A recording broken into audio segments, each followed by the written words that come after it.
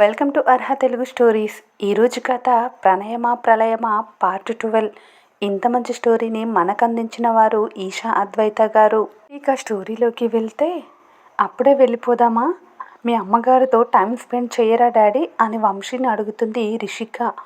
మేము ఇక్కడ ఉండడం అందరికీ ఇబ్బందిగానే అనిపిస్తుంది రిషి. ఈవినింగ్ మనకి రిటర్న్ ట్రైన్ ఉంది, టికెట్స్ ఆల్రెడీ నేను బుక్ చేశాను అంటాడు వంశీ. అక్కడున్న చాలామంది కళ్ళు సంయుక్త మీదే ఉన్నాయి. జైతో కలిసి తను విష్ చేయడంతోనే అక్కడున్న సగం మంది గుసగుసలు మొదలు పెట్టేసరికి తన కుటుంబంలోని వారందరూ ఆశీర్వదించాక స్టేజ్ దిగిపోతున్న జైని ఆపి సంయుక్తను జై భార్యగా ఊరందరికీ పరిచయం చేస్తారు వర్మగారు. జై బాబుకి పెళ్ళైపోయిందా అని అందరూ ఆశ్చర్యంగా అనుకుంటుంటే, మా అల్లుడు గారి ఆనవాయితీ ప్రకారం వీళ్ళిద్దరికీ విజయవాడ దుర్గమ్మ సన్నిధిలో పెళ్లి చేశాం. రిసెప్షను కౌశల్తో పాటే జరుగుతుంది. మరో వారం రోజుల్లో పెళ్లికి ముహూర్తాలు పెట్టుకోవాలనుకుంటున్నాం. శుభలేఖలు కూడా త్వరలోనే అందుతాయని అందరి సమక్షంలో తెలియచేసి స్టేజ్ దిగేస్తారు వర్మగారు. జై ఆయన కూతురు కొడుకు కాబట్టి అందరిలో పెద్దగా డౌట్స్ కూడా ఉండవు. అదే నిజమని నమ్ముతారు. ఆయన చెప్పిన స్టేట్మెంట్కి సంతోష్ గారిది బ్లాంక్ ఫేస్. ఓవైపు ఎంగేజ్మెంట్, మరోవైపు ఫొటోస్ ఏకకాలంలో ఏలుతున్న సమయంలోనే విందు భోజనాల సందడి కూడా జోడవుతుంది. వచ్చిన వాళ్ళందరూ విషెస్ చెప్పి ఫొటోస్ తీసుకొని లంచ్కి వెళ్ళిపోతారు. మామయ్య, మీరు అన్నయ్యని ఆశీర్వదించరా అంటూ వస్తాడు జై. ఇవన్నీ వద్దు జై, మాకు లేట్ అవుతుంది, మేము బయలుదేరుతున్నాం అంటాడు వంశీ. అందరూ ఉండగా మీరు లేకపోతే ఎలా మామయ్య, ప్లీజ్ కాదనకండి, రండి అంటూ జై బలవంతం చేస్తుంటే, డాడీ వెళ్ళండి అని వెనుక నుంచి చెప్తుంది రిషి. వెళ్ళు వంశీ అని తల్లి చెప్తుంటే, అందరూ మనల్ని చూస్తున్నారు, గొడవ చేయకుండా వెళ్ళి ఆశీర్వదించమని చెప్పు అని భార్యతో దురుసుగా అంటారు వర్మగారు. అక్కడికి వచ్చి మరి దాంతో వంశీ శ్రీకాంత్ వైపు చూస్తే నేను రాను అన్నట్టు తల తిప్పేస్తాడు. రిషిక కూడా రానని చెప్పేసరికి చేసేదేం లేక తను ఒంటరిగా పైకి వెళ్ళి విష్ చేస్తుంటే, వంశీని కూతురితో ఫోటో తీయించుకోవా అని తెలిసిన పెద్దాయన అడుగుతాడు. సైలెంట్గా కూర్చొని తన మెడలో ఉన్న పూలమాలలోని రేకుల్ని ఒక్కొక్కటిగా తుంచుతున్న కౌశల్ ఆమె పేరు విని మరోసారి తలెత్తుతాడు. ఆమె రాను అన్నట్టు తలాడిస్తుంటే, బాగోదు వెళ్ళమ్మా అని శ్రీకాంత్ చెప్పేసరికి జై వెంట స్టేజ్ పైకి వస్తుంది రిషిక. జై చేయి పట్టుకొని పైకి తీసుకెళ్తుంటే అందరూ ఆమె ఇబ్బంది పడుతుందని అనుకుంటారు, కానీ ఆమె చూడలేదని ఏ ఒక్కరు కూడా గ్రహించరు. ఆల్రెడీ స్టేజ్ మీద ఉన్న వంశీ ఆమె పైకి వచ్చేసరికి ఆమె చేయి పట్టుకొని కౌశల్ దగ్గరికి తీసుకెళ్తాడు. ఆమెను చూస్తూ లేచి నిలబడతాడు కౌశల్. అతడు లేచాడు కాబట్టి తను లేస్తుంది హైమ. ఎదురుగా ఉన్నది తన పెద్దనాన్న అక్క అని పక్కనే ఉన్న స్ఫూర్తి మాటల్లో త్వరగానే గ్రహించింది హైమ. అతని గురించి చాలా విన్నా. ఆమె అతని ఆహార్యానికి విస్తుపోతూ, ఎలా ఉన్నారు పెద్దనాన్న అని అభిమానంగా అడుగుతుంది. బాగున్నానమ్మా అని ఆప్యాయంగా చెప్పి ఆమె తల మీద చేయి వేస్తాడు వంశీ. మీరు ఆశీర్వదించండి, మీ ఆశీర్వాదం చాలా మంచిది అని పక్క నుంచి ప్రియాంక అంటుంటే, ఆమె ఏ ఉద్దేశంతో అందో గ్రహించి తన బాధని దాచి చిన్నగా నవ్వుతాడు వంశీ. అది నచ్చని కౌశల్ ఆమె వైపు సీరియస్గా చూసేసరికి వెంటనే 2 అడుగులు వెనక్కి వేస్తుంది ప్రియాంక. వంశీకి చిన్న అవమానం జరిగిన భరించలేని రిషికాకి కోపం వస్తుంటే, ఆమె చేయి పట్టుకున్న వంశీ చిన్నగా ప్రెస్ చేసి వద్దన్నట్టు ఆమె చేతిని తడతాడు. స్ఫూర్తి ఇచ్చిన అక్షింతల్ని కౌశల్ హైమల మీద వేసి కంగ్రాట్స్ అని వంశీ చెప్పి కంగ్రాచులేషన్స్ అని తన చేతిని కౌశల్ ఎదురుగా పెడుతుంది రిషిక.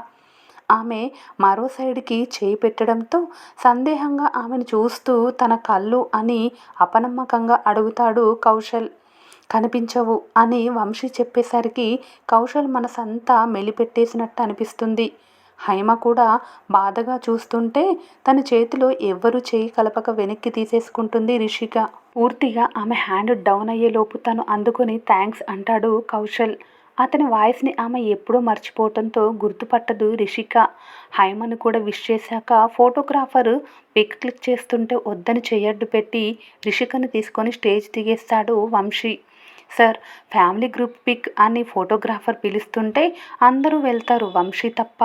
మామయ్య మీరు రండి అని జై పిలుస్తుంటే వద్దన్నట్టు కింద నుంచే చెయ్యడ్డు పెట్టి ఇక తలెత్తి మరొకరి ఎక్స్ప్రెషన్స్ చూడలేక తల దించుకునే తన ఫోన్ ఆన్ చేస్తాడు వంశీ. జై త్వరగా కానివ్వు అని ధనుంజయ్ గారు గంభీరంగా చెప్పేసరికి ఫాస్ట్గా వాళ్ళ పిక్చర్స్ని క్లిక్ చేస్తాడు బెదిరిన ఫోటోగ్రాఫర్. చాలా ఎక్స్పెక్ట్ చేశాను డాడీ, కానీ ఇక్కడ అసలు ఏం బాలేదు, త్వరగా వెళ్ళిపోదాం అని ఈసారి రిషి అనేసరికి వెళ్ళిపోదాం రా అని ఇద్దరు కూడా బాధగా అంటారు. ముగ్గురు కూడా వెళ్ళటానికి లేవటంతో బావా నువ్వు ఇలా అందరిలో వెళ్ళిపోతే అందరికీ చాలా అనుమానాలు వస్తాయి, లోపలికి వెళ్దాం రా అంటూ వస్తాడు శివ. లేదు బావా మేము స్టేషన్కి వెళ్ళాలి, ట్రైన్ దాటిపోతే కష్టం అంటాడు వంశీ. బావా స్వయంగా మామయ్య ఈ విషయం మీతో చెప్పమన్నారు, ఇప్పుడు నువ్వు ఆయన కాదని వెళ్తే అనవసరంగా గొడవలు, మరోసారి నువ్వు ఇంకెప్పటికీ ఈ ఇంటికి రాలేవు అని శివ అనగానే రావాలని కూడా నాకు లేదు బావా, మీ అందరినీ చూశాను అది చాలు అంటాడు వంశీ. పెళ్ళికి రావా అని ఒకంత బాధగా అడిగితే రానని మొహం మీద చెప్పేస్తాడు వంశీ. నువ్వు ఇంత డైరెక్ట్గా చెప్పకు, అత్తయ్య గారు చాలా బాధపడతారు, ఆవిడ ఆరోగ్యం అస్సలు బాగుండటం లేదు, ఇప్పుడు మళ్ళీ నీకోసం బెంగ పెట్టుకుంటే ఆవిడని కాపాడుకోవడం చాలా కష్టం, ఆవిడతో 10 నిమిషాలైనా ప్రశాంతంగా మాట్లాడి వెళ్ళు, కాస్త కుదురుకుంటారు అని శివ నచ్చ చెప్తుంటే ఎటూ తేల్చుకోలేని పరిస్థితి వంశీది. శ్రీకాంత్ గారు కనీసం మీరైనా చెప్పండి అని శివగారు అంటుంటే తను చెప్పేది కరెక్టేరా, మేము స్టార్ట్ అవుతాం, నువ్వు ఆంటీతో మాట్లాడి వచ్చే వంశీ అని అంటాడు శ్రీకాంత్. మీరు మాత్రం ఎక్కడికి వెళ్తారు, ముగ్గురు లోపలికి రండని చెప్పి మరి తను అని సందేహంగా రిషికను చూస్తూ అడుగుతాడు శివ. తనని మేము అడాప్ట్ చేసుకున్నాము, తను మా ఇద్దరి ప్రాణం, ఈ విషయము ఇక్కడ ఒక చర్చగా మారటం నాకు ఇష్టం లేదు, ఇప్పటి వరకు అసలు ఈ విషయమే మాకు గుర్తులేదు, ఇక్కడికి వచ్చాక అందరి చూపులు గుర్తు చేస్తే తప్ప. బాధపడకు బావా, నేను ఎప్పుడు తప్పుగా అర్థం చేసుకోను కూడా, మీరిద్దరు చేసింది నా వరకు ఎప్పుడూ కరెక్టే, పెళ్లి ముసుగులో మరో అమ్మాయి జీవితం నాశనం చేసే కంటే మీరు తీసుకున్న నిర్ణయం చాలా మంచిది. మామయ్య గారు దాన్ని అర్థం చేసుకోలేకపోవటం ఆయన తెలివికి వదిలేయటం తప్ప ఇంకేం చెయ్యలేం, ఆయన గురించి వదిలేసి అత్తయ్య గురించి ఆలోచించండి. శాంభవి సావిత్రి కూడా నీతో మాట్లాడాలని చాలా ఆరాటపడుతున్నారు, కానీ అందరిలో ఇదంతా వద్దని మామయ్య గారు ముందే చెప్పటంతో వాళ్ళు నీకోసం ఇంట్లో ఎదురు చూస్తున్నారు, వెళ్దాం రాబావా అని శివగారు అనగానే నా ఇంటికి నేను రావాలన్నా కూడా భయపడే స్థితిలో నేనున్నాను, వచ్చాక ఆయన మళ్ళీ పాత గొడవలు తవ్వి ఖచ్చితంగా గొడవ పెట్టుకుంటారు, ఇదంతా అవసరమా అని అసహనంగా అడుగుతాడు వంశీ. అలా ఏం జరగదు, అత్తయ్య కోసమైనా రావా అని శివ పదే అడుగుతుంటే లాస్ట్కి రిషిక ఒప్పుకుంటాడు వంశీ. శ్రీకాంత్ కూడా వెళ్ళటానికి ఇష్టపడకపోవటంతో పర్లేదు రండి అని బలవంతంగా వాళ్ళని తీసుకెళ్తాడు శివ. అల్లుడు కొడుకుని తీసుకొస్తానని చెప్పటంతో భోజనం చెయ్యని కొడుకు కోసం ముందుగానే జైతో 3 ప్లేట్ల ఫుడ్ తెప్పించి పెడతారు మంగ. వర్మగారు ఇంకా వచ్చిన బంధువుల్ని సాగనంపుతూ మండపంలోనే ఉండటంతో ఇంట్లో లేడీస్ తప్ప ఎవ్వరూ ఉండరు. చిన్నవాడివి కనీసం భోజనం కూడా చేయకుండా వెళ్ళిపోదాం అనుకున్నావా వంశీ, అంత కాని వాళ్ళం అయిపోయామా అని బాధగా ఆవిడ అడిగేసరికి ఇక్కడ ఎక్కువసేపు ఉండటం నాన్నగారికి నచ్చదు కదమ్మా, అందుకే వెళ్ళిపోవాలనుకున్నాను అంటాడు వంశీ. నేను కేవలం నిన్ను చూడ్డానికి చూశాను అని వంశీ తృప్తిగా అంటుంటే కానీ నాకు నిన్ను అప్పుడే పంపించడం ఇష్టం లేదు, ఎన్నాళ్ళైందిరా నిన్ను చూసి, ఇప్పుడు నువ్వు వెళ్ళిపోతే మళ్ళీ నేను నిన్ను చూస్తానో లేదో అని ఆవిడ కన్నీళ్లు పెట్టుకుంటుంటే చెలించిపోతాడు వంశీ. అన్నయ్య పెళ్లి వరకు ఉండిపో అని సావిత్రి అడిగితే కాదన కన్నయ్య అంటుంది శాంభవి. వదిన ముందు వాళ్ళ కడుపు నింపండి, ఉదయం నుంచి ఏమైనా తిన్నారో లేదో అని కమలాక్షి బామ్మ అనేసరికి వెక్కిళ్ళని కష్టం మీద అనుస్తూ కన్నీళ్లు తుడుచుకుంటారు మంగ. కూర్చో వంశీ, శ్రీకాంత్ ఇలారా అంటూ వాళ్ళని డైనింగ్ టేబుల్ దగ్గరికి తీసుకెళ్తారు. శ్రీకాంత్ జాగ్రత్తగా రిషికను కూర్చోపెడితే ముగ్గురికి భోజనం వడ్డిస్తుంది సావిత్రి. తనకి వద్దు సావిత్రి అంటూ రిషి ముందు ప్లేట్ పెడుతున్న సావిత్రిని ఆపుతాడు శ్రీకాంత్. తను భోజనం చేయదా శ్రీకాంత్ అన్నయ్య అనబోతూ ఆగిపోతుంది సావిత్రి. చిన్నప్పటి నుంచి వంశీతో పాటు శ్రీకాంత్ని కూడా అన్నయ్య అని పిలుస్తూ వచ్చింది. ఇప్పుడు వాళ్ళిద్దరూ పెళ్లి చేసుకున్నారో లేదో తనకు తెలియదు, కానీ కలిసే ఉంటున్నారు. వాళ్ళ మధ్య రిలేషన్ తెలియకుండా అసలు శ్రీకాంత్ని ఎలా పిలవాలో తెలియక భోజనం చెయ్యదా అని మాత్రమే అడిగి ఆపేస్తుంది సావిత్రి. ఇందులో ఉన్న కొన్ని ఐటమ్స్ తన హెల్త్కి మంచివి కాదు, నేను తనకి తినిపిస్తాను అని చెప్పి వెజ్ బిర్యానీ రిషికి తినిపిస్తాడు శ్రీకాంత్. ఆ కాసేపటికే ఆమెకు కళ్ళు కనిపించవన్న విషయం అక్కడున్న వాళ్ళందరికీ అర్థమైపోవటంతో, అన్నయ్య తనకి చిన్నప్పటి నుంచి కళ్ళు కనిపించవా అని సందేహంగా వంశీని అడుగుతుంది శాంభవి. సంవత్సరం క్రితం యాక్సిడెంట్ జరిగింది శాంభవి. వెనుకే అందరి చూపులు రిషి మీదే ఉంటాయి.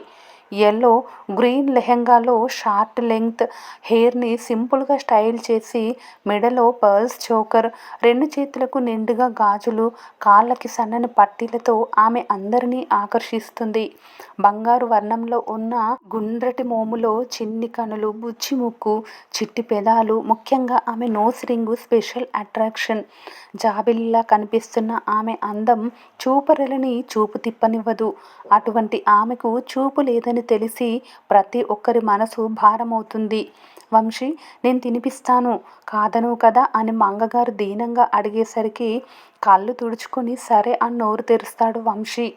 వంశీ పక్క చీరలో కూర్చున్న ఆవిడ మొదటి ముద్ద వంశీకి తినిపించి శ్రీకాంత్ అని పిలుస్తూ తింటున్న శ్రీకాంత్ ముందు తన చేతును నిలుపుతారు. ఊహించని ఆ ప్రేమకి శ్రీకాంత్ చెలిస్తూ ఆవిడని చూస్తాడు. నా చేత్తో తినకూడదనుకున్నావా అని బాధగా అడిగేసరికి అమ్మ గుర్తొచ్చిందా అని బాధగా చెప్పి రిషికి కూడా తినిపిస్తూ ఉంటాడు.